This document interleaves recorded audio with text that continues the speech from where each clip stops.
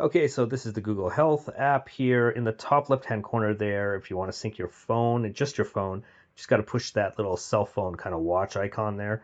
Then you're going to get to this screen here. Go to the second option, phone. Use your phone to track your steps and more with the app. You're going to push that.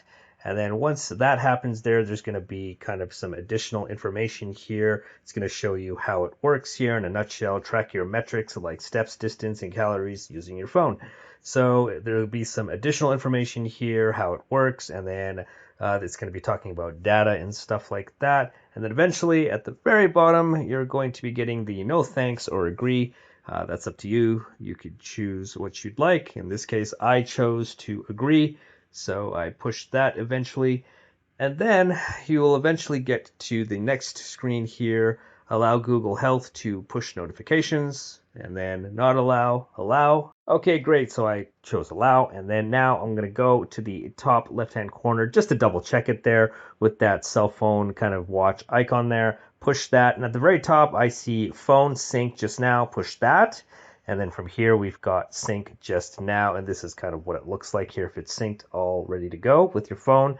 And then at the top right-hand corner, you'll see that sync kind of icon there with the double arrows. I'll just push that, and there you go. It's syncing away. Looks like everything's under control here. And then there's some other things you can do. They have partner apps here, such as they have Strava, and then you can sync your favorite health apps as well. And then also, if you go back there, you could also put your medical records in there. You can sync your medical records if you'd like. That's up to you there.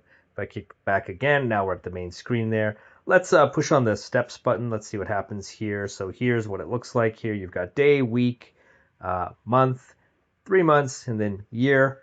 And you can see it's got a nice font there. For me, it's easy to read. It's nice. It's kind of got that flow, dynamic flow going there with all the graphs and all that stuff, which is fun.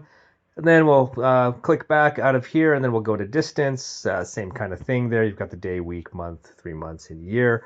Again, it's got that nice kind of font there. Then from here, we'll just push back one more time there, and then we're in the energy burned section, or calories.